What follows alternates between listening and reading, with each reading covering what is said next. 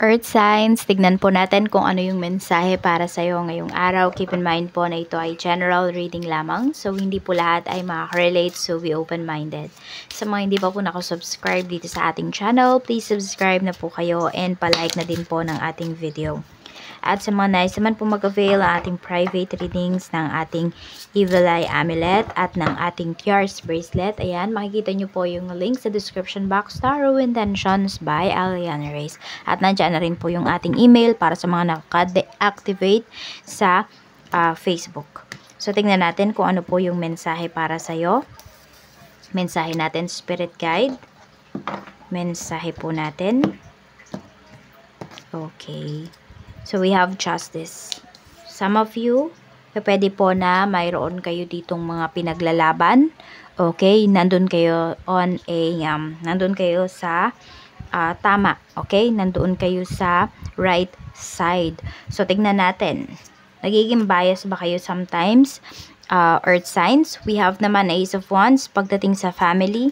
And we have Five of Cups. Okay. So, meron dito parang gusto ninyong tulungan na family members. Kaya lang, pwedeng yung tao na yon is ayaw niyang magpatulong.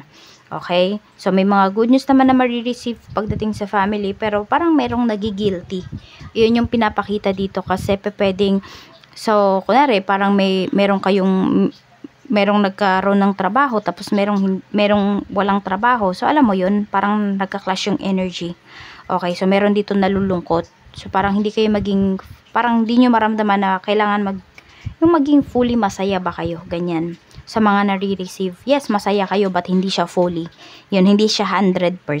Kasi meron dito sa family members mo na parang nahihirapan. Oo. So, di ba nga, sabi naman talaga, and totoo naman talaga na hindi naman talaga lahat ng good things ay makukuha natin. Hindi lahat mapupunta sa atin. Di ba, may mga shortcomings pa rin tayo. So, tignan po natin pagdating naman sa mga friends mo. We have 4 of Cups and we have 3 of Wands. Okay? So, itong kaibigan mo, parang meron siyang nilulook forward. Ayan. So, parang kahit ano yung sabihin mo sa kanya, sarado na yung isipan niya. So, yun yung pinapakita dito kasi meron po siyang, alam mo yun, meron siyang ibang gusto, meron siyang ibang naiisip. So, yun yung gusto niyang gawin. Yun yung gusto niyang pagtuunan ng pansin. Siguro, wag mo na lang siyang pilitin. Wag mo na lang kausapin tong friend mo na to kung hindi naman pala siya makikinig sa'yo. Kasi parang sayang lang yung ano mo dito. Sayang lang yung iyong pagod. Yung, yung parang sayang lang yung laway mo. Kung kakausapin mo siya na kakausapin, yun pala hindi naman pala siya nakikinig sa'yo. Kasi meron siyang ibang gusto. Meron siyang ibang gustong makuha. So, we have naman po 7 of Cups pagdating sa love life mo. And meron tayo ditong 10 of Cups. Okay, so pwedeng meron po dito is ipapakilala sa family. Okay, yung iba naman po sa inyo kung naguguluhan pa rin kayo pagdating sa inyong gender.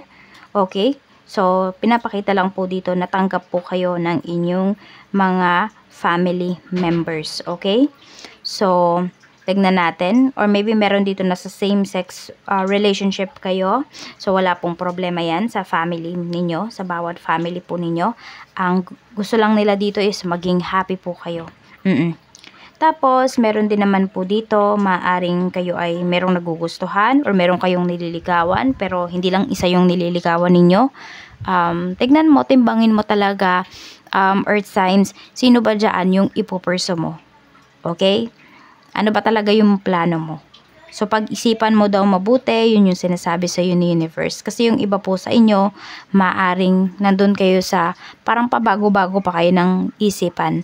Pabago-bago pa kayo ng desisyon sa buhay po ninyo. And hindi siya maganda, syempre, kayo yung makikriticize dyan, hindi naman yung ibang tao. So, pag-isipan nyo po talaga. Pag-isipan nyo mabuti. Sabihin natin kung meron kayo ipapakilala sa family ninyo. So, pag-isipan ninyo kung ipapakilala nyo ba talaga yun sa family members po ninyo. Yung tao na yun. Yung taong ka-deal ninyo ngayon. So, tignan natin kung ano pa yung mensahe. Pagdating naman sa kaperahan, we have Page of Cups and we have Page of Swords. Ayan. So, nakikita ko lang dito, nag-e-enjoy po kayo sa kung ano yung mayroon kayo ngayon, kung anong pera yung hawak po ninyo, na-enjoy nyo.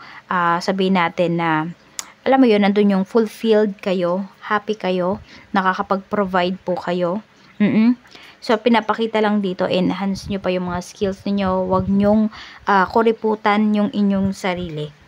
Oo. Bigyan nyo ng, bigyan nyo ng time, bigyan nyo ng value, bigyan nyo ng, enough funds yung inyong mga gustong gawin. Ayan po, para hindi lang makapag-enjoy, kung hindi para ma-enhance pa po yung skills ninyo. Nakikita ko rin dito na marami kayong racket. And, kada racket ninyo, earth signs, happy po kayo talaga. Hindi lang dahil sa pera, nag-e-enjoy din talaga kayo dun sa ginagawa ninyo. Tignan natin pagdating naman sa trabaho. Sa trabaho, we have Knight of Cups and we have Seven of Swords. Pagdating sa trabaho, nandoon po kasi nakikita ko dito masyado kayong kampante. Earth signs, you feel na yung mga tao sa paligid mo, wala silang gagawin na hindi maganda sa'yo. Ganun yung naiisip mo. Very positive yung outlook mo sa trabaho and also dun sa mga tao sa paligid mo. Pero kasi kailangan mo daw mag-ingat dito. Kasi pwedeng natatangayan ka na ng mga ideas, natatangayan ka na ng, yung mga credits hindi sa'yo napupunta sa ibang tao. Pero parang yung iba sa inyo, okay lang yun sa inyo. Okay lang yan as long as meron tayong trabaho. Okay lang yan. Parang ganun yung lumalabas kasi dito sa energy mo. So, huwag kang maging masyadong kampante dito sa mga katrabaho mo. Meron dito, baka kunwari, yung alam mo yung parang nakikipag-close sa'yo. Alam mo yung meron ako nakikita dito, kahit may asawa na nakikipag-close siya sa'yo. Okay, ano kayo ha? Opposite sex kayo. Okay? Pwede. Yung iba sa inyo na. Pero nakikipag-close siya. Okay? Parang alam mo yung nilalandi ka niya. Mag-iingat ka sa tao na yan kasi baka meron lang siyang gustong makuha na idea. Or kung ano man yung gusto niyang makuha dito sa trabaho. Tignan natin, pagdating naman po, ibig sabihin parang gagamitin ka lang niya, kaya mag-iingat ka. Check naman po natin sa iyong negosyo. We have 4 of coins and we have 10 of swords. Okay, meron dito, pwedeng nalulugi ba yung negosyo ninyo? Ayan, 2 of coins. Yung iba po sa inyo, pwedeng hindi nyo talaga masyadong nabibigyan ng atensyon yung inyong negosyo. Kaya ayan po. Meron dito parang kumita lang konti, bibili na kaagad ng gadget.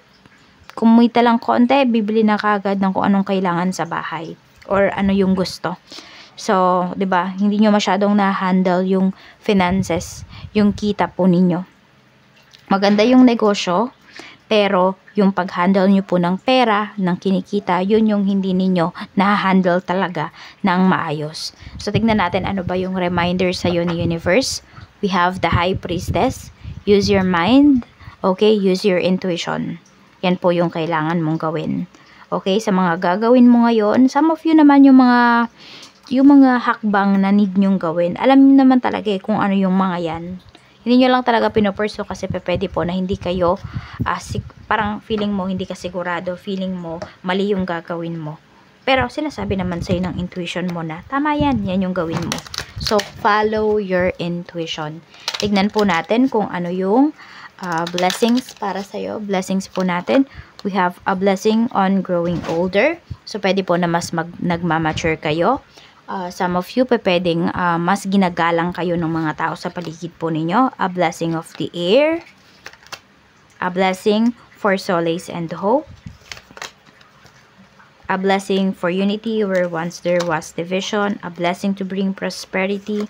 And a blessing of fire. Okay, so may mga good news po kayo na marireceive ngayong araw na ito. So sabi ko nga, nandun yung nire-respeto kayo. Nandoon yung kumikilos kayo ng tahimik, earth signs, and yan po talaga yung gawin ninyo. Kasi may paparating na kasaganaan para po sa inyo at malalasap nyo po talaga ito. Ma-appreciate nyo po talaga ito. Tapos meron din dito mga magkakabati-bati dahil sa'yo. Okay? Siguro ikaw yung magiging mediator dito at parang meron kasi silang respeto sa'yo. Kaya ayun po. As much as possible is gagawin talaga nila lahat para magkaroon ng resulta at maayos kung ano man yung mga dapat ayusin. Ito po yung mga lucky numbers mo. We have 37, 21, 3, 38, 2, and 41. Maraming salamat po. Mag-iingat kayo always and more blessings to come.